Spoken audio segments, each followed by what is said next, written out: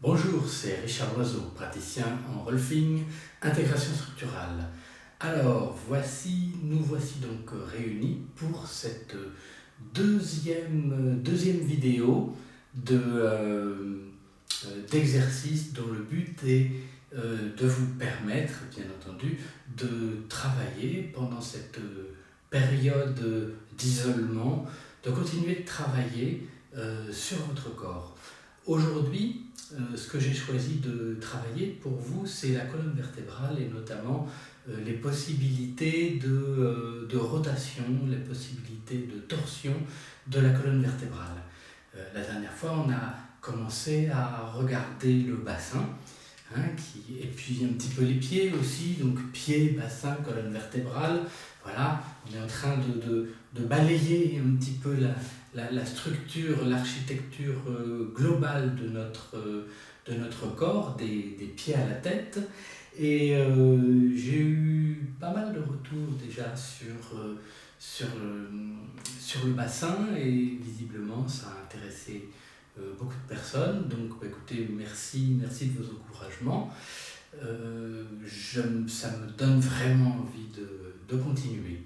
Alors, ce que je vais vous proposer comme exploration aujourd'hui sur la colonne vertébrale, c'est quelque chose toujours pareil qui, pour certains, pourra paraître extrêmement trivial. Les danseurs, les enseignants de yoga ou les praticiens assidus de yoga ou de ce genre d'art vont probablement trouver ça trivial.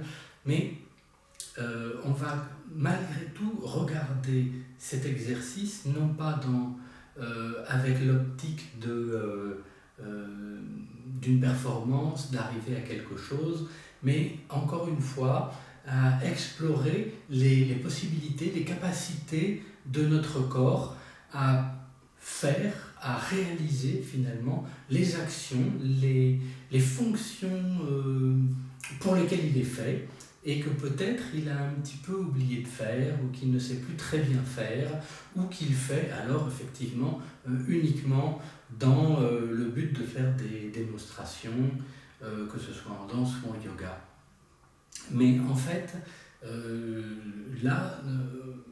donc on va plutôt nous intéresser à vous rappeler de cet axe qui nous traverse. Et d'ailleurs, je vous invite peut-être avant cet exercice à refaire le tout premier exercice que l'on avait fait dans la vidéo précédente, vous vous rappelez, avec les bras ballants là, et à mettre votre attention sur cet axe qui nous traverse, qui sort par le haut de la tête, qui nous traverse, qui passe devant la colonne vertébrale et puis qui nous transperce en dessous au niveau du périnée.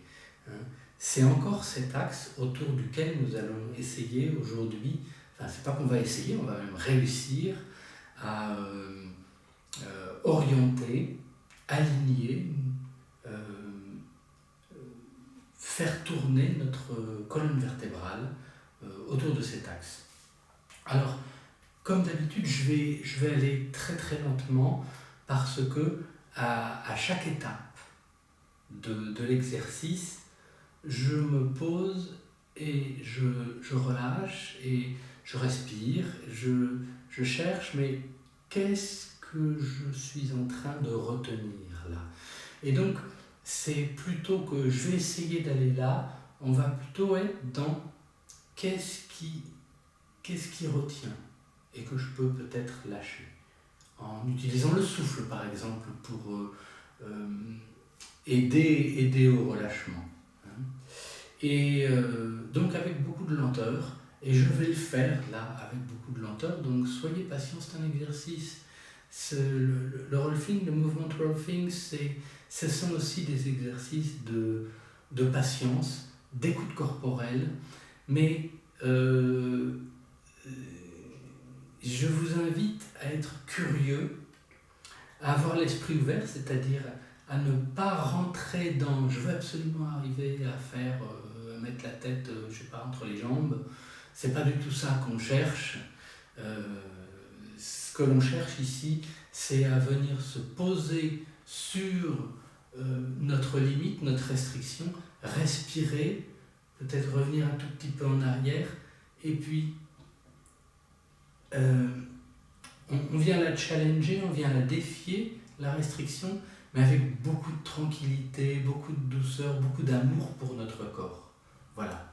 Voilà ce que je vous invite à faire aujourd'hui. Alors, sans plus attendre, assez de discours, je vous indique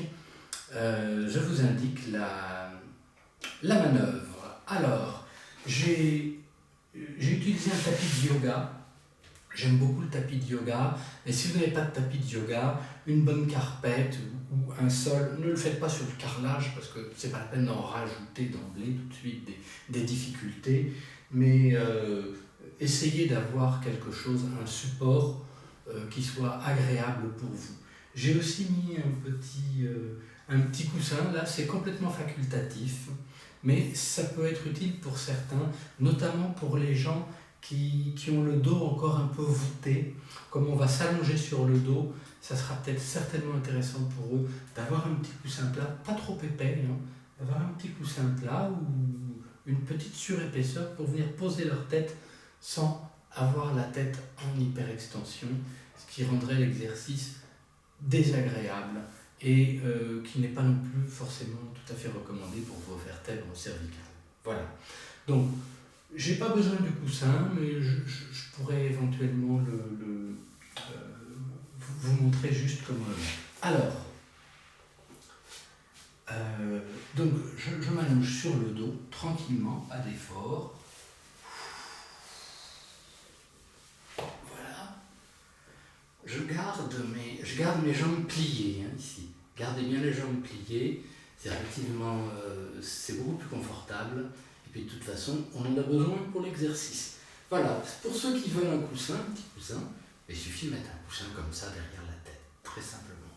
Bon, je peux le garder, je peux l'enlever. Si vous avez besoin de 2 coussins, vous mettez 2 coussins, mettez pas un gros oreiller, quoi, en gros. Alors, on va déjà aller bien prendre contact avec le sol. Il faut absolument, nous accueillons le sol et le sol nous accueille, d'accord? Donc, mes pieds sont en contact tactile avec le tapis, avec le revêtement. Ici, mon bassin aussi est en contact tactile. Comment ça se passe là dans mon dos? Est-ce que je suis très cambré? Si je suis très cambré, je vais peut-être tirer un peu ma tête en arrière et amener un tout petit peu plus mes lombaires vers le sol, mais peut-être pas. Puis je laisse mon corps se détendre.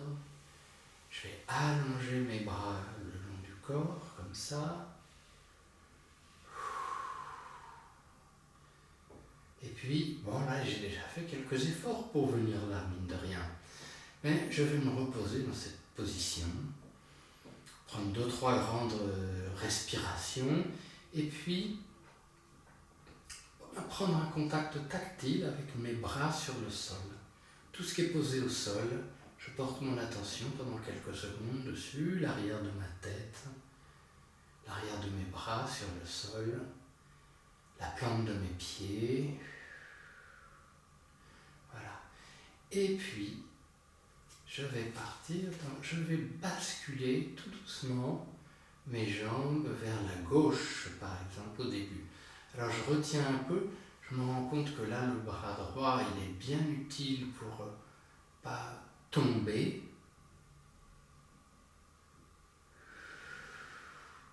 Et je me rends compte que mes jambes, en basculant, emmènent mon bassin et que mon bassin emmène ma colonne vertébrale. Alors il est possible que déjà à ce stade, certains aient les épaules ici qui décollent. Bon, alors c'est pas grave, restez là, si vous voulez reposer les épaules, remontez un peu les jambes jusqu'à ce que l'épaule tombe, relâchez à nouveau les jambes, et puis peut-être que petit à petit, l'épaule va rester sur le sol. Voilà, première étape où on va prendre quelques inspires, quelques expires, et puis ensuite, je vais basculer mes jambes de l'autre côté. 2 solutions, je peux emmener mes 2 jambes à la fois de l'autre côté,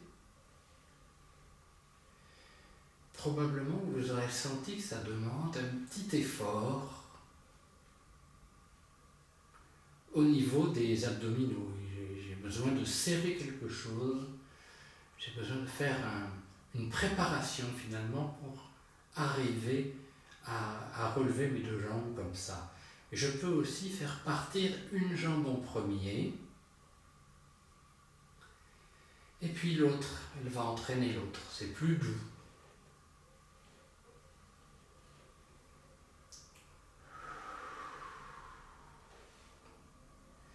Une fois que je suis là, je vais prendre ma jambe droite et puis amener ma jambe droite tranquillement, très tranquillement, perpendiculaire à mon corps.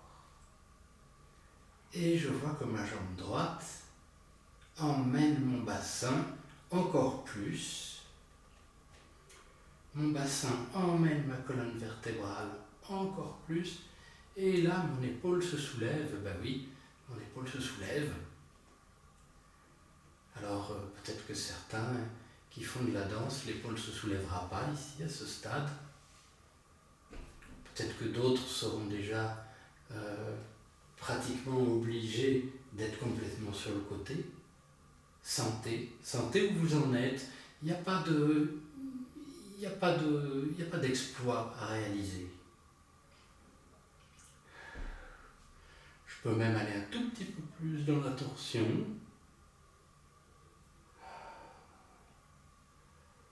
En dirigeant mon regard à l'opposé de la jambe. Et je me repose dans cette position, quelle qu'elle soit. Trouvez une position de repos.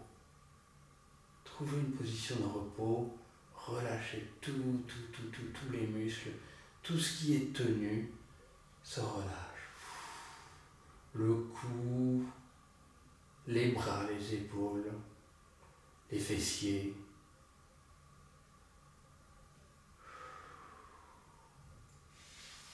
Je plie la jambe, je la ramène. Tout doucement, et beaucoup, infiniment de précaution et d'écoute de votre corps. Je vous invite à revenir sur le dos. Réajustez votre position. Retrouvez une position confortable. Peut-être qu'il faut, j'ai besoin un petit peu de ramener mes lombaires un tout petit peu plus vers le sol. Je ne les plaque pas sur le sol, mais voilà, il y avait un peu trop de courbure quand je suis revenu de la sortie de la posture. Et je vais faire la même manœuvre de l'autre côté.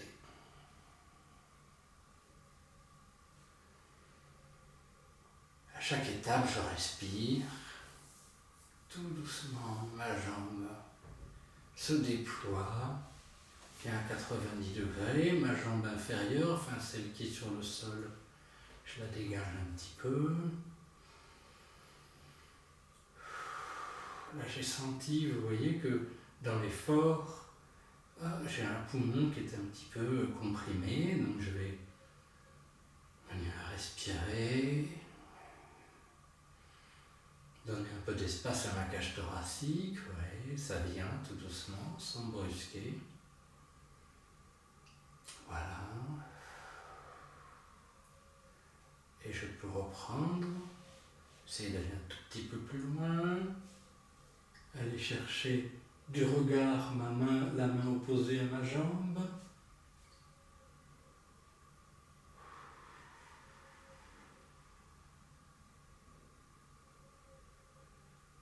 Respirer dans la posture et tout relâcher.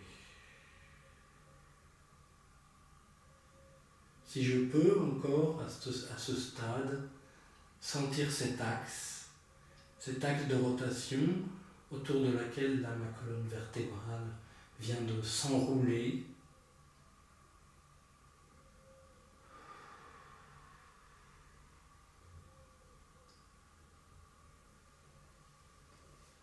Je ramène ma tête, je ramène la jambe.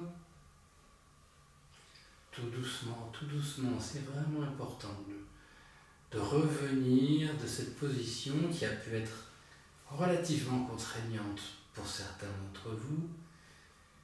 Revenir tranquillement et puis maintenant à nouveau sentir. Vous pouvez fermer les yeux si vous voulez. Sentir qu'est-ce qui s'est passé.